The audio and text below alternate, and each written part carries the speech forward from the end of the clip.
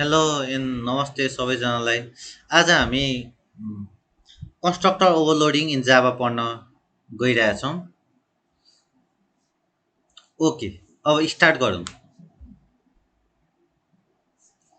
Constructor overloading in Java. योभन्दा अगाडि हामीले मेथड ओभरलोडिङ के हो भनेर हेरिसकेका छौँ। अब आज हामी के हेर्न गइरहेछौँ, कन्स्ट्रक्टर ओभरलोडिङ। ओके, नयाँ प्याकेज बनाउँदा पनि हुन्छ, यसमै किनैमा गरौँ है। ओके, एरे सिङ्गल एरेमा नगर्ने, नयाँ बनाऊँ न। File, new, project. आज हामी कन्स्ट्रक्टरको बारेमा फेरि गर्न गइरहेका छौँ, त्यही भएर जाभा प्रोजेक्ट। ओके, कन्स्ट्रक्टर भनेर लेखिदिन्छु। Constructor constructor demo. ओके, ल यहाँ हेर्न सक्नुहुन्छ, यहाँ आइसकेको छ न्यू प्याकेज। यसलाई हटाउँदा पनि हुन्छ, यसमै केही थपौँ न है। कन्स्ट्रक्टर ओभरलोडिङ भनेर हालिदिउँ है।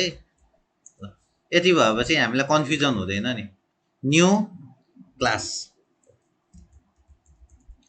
क्यापिटल लेटर है। ल म यहाँ कमेन्ट गरिदिन्छु, तपाईँहरूलाई सजिलो हुन्छ। Constructor overloading in जाभा।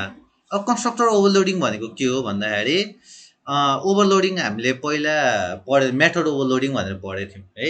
त कन्स्ट्रक्टरको बारेमा मैले पहिला पनि लेखाएको थिएँ, वाट इज कन्स्ट्रक्टर भनेर त छौँ। र आज ओभरलोडिङ भनेको के हो त्यो मात्र हेरौँ है। ओके, स्टार्ट गरौँ है। सुरुमा अलिकति प्रोग्राम गरौँ, अनि त्यसपछि बुझ्ने कोसिस गरौँ के हो भनेर। अब हजुरहरूलाई थाहा छ, कन्स्ट्रक्टरको नाम भनेको क्लासको नामसँगै डिफाइन हुन्छ। क्लासको नाम जे छ, कन्स्ट्रक्टरको नाम पनि त्यही हुन्छ।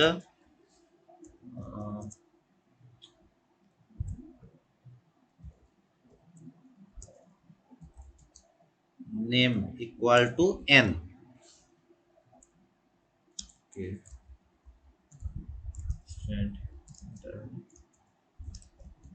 स्ट्रिङ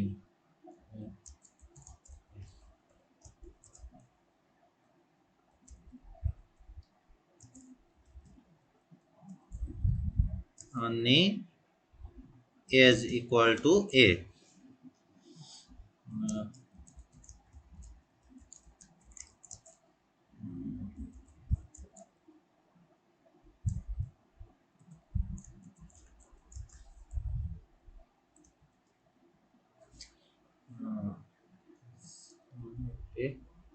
नेम, सरी यसलाई क्लोज गर्नुपर्छ।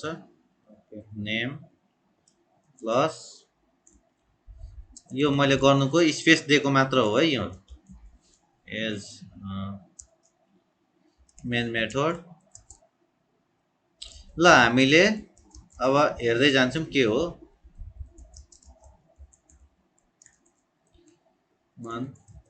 राधा,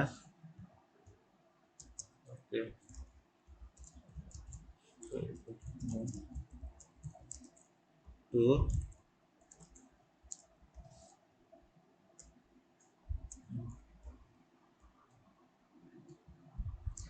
डिस्प्ले।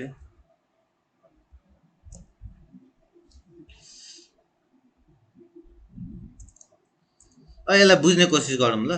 कन्स्ट्रक्टर भनेको तपाईँलाई थाहा छ है, यो क्लासको नाम हो है। कन्स्ट्रक्टरको नाम पनि के हुन्छ, सेम क्लासको नाम जस्तै हुन्छ। तर यहाँ सर्टेन प्यारामिटर हुन्छ, या प्यारामिटर डिफल्ट कन्स्ट्रक्टर पनि हुनसक्छ, प्यारामेट्राइज कन्स्ट्रक्टर। यो प्यारामिटर भएकोलाई के भन्छ, प्यारामेट्राइज कन्स्ट्रक्टर। अनि यो पनि प्यारामेट्राइज कन्स्ट्रक्टर हो। यहाँ तिनवटा प्यारामिटर छ, आइएनए है। यहाँ दुईवटा छ आइएन है। अब हामीले हेर्नु त, यो स्टुडेन्ट भन्ने कन्स्ट्रक्टर हो, एउटा constructor. Okay, first constructor with two parameter.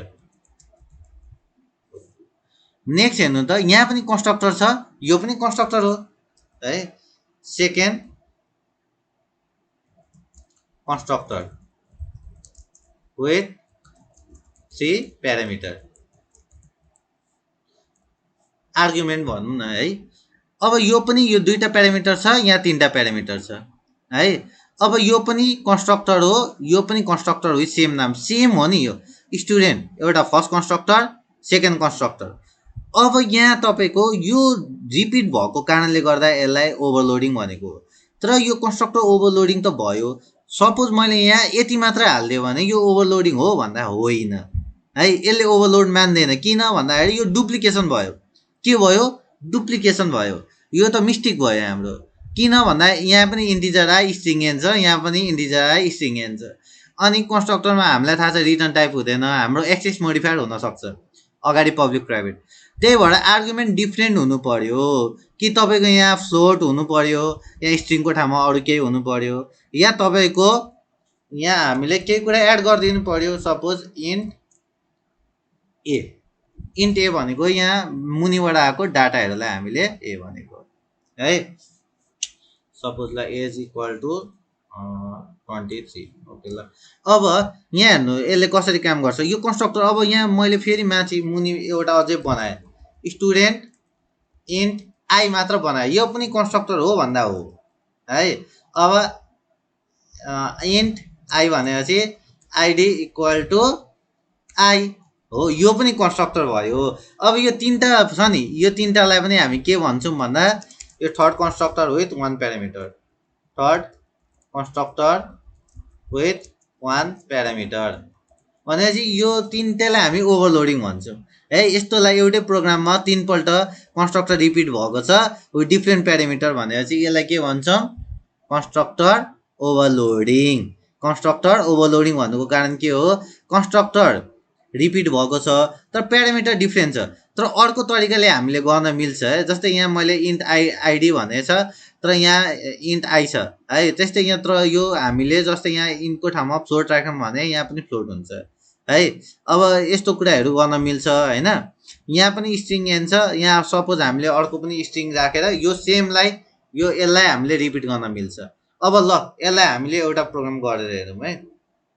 Okay, student S C equal to new student. अब मैले यहाँ आइडी मात्र पठाएको छ भनेपछि सपोज 3 मात्र पठाइदिन्छु मैले है। अब यसले आफै लिइसक्छ है। अब यहाँ हामी वान बाई वान हेर्दै जाऊँ के हो।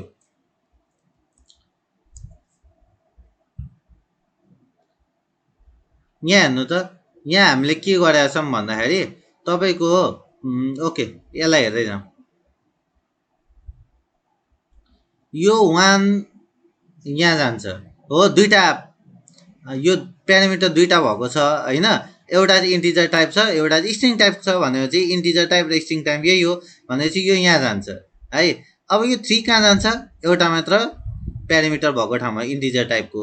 अनि अर्को चाहिँ कहाँ जान्छ? 3वटा प्यारामिटर, यो यहाँ प्रमिला स्ट्रिङ एनमा 23 एमा भनेपछि यो यसरी गयो है। अब तपाईँको यहाँ लास्ट टाइममा हाम्रो के छ? s1 डट डिस्प्ले भनेर भनेको छ। अनि तब त्यसपछि फेरि के गरेको छ? s2 डट डिस्प्ले, अनि हामी s3 डट डिस्प्ले पनि गऱ्यौँ, s3 डट डिस्प्ले है। अब यसलाई हामीले के गर्न मिल्छ?